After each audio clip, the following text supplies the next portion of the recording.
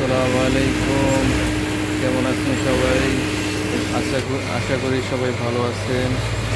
আলহামদুলিল্লাহ আমি ভালো আছি। আমাদের বাহারানের কারখানাতে কাজ করতেছি, মিক্সি বানাইতেছি। দেখেন দর্শক, সবাই শুনেছে। দেখেন সবাই কাজ করতেছে। আমাদের বাংলাদেশের ভাইয়েরা, ইন্ডিয়ার ভাইও আছে, পাকিস্তানে, বাংলাদেশি,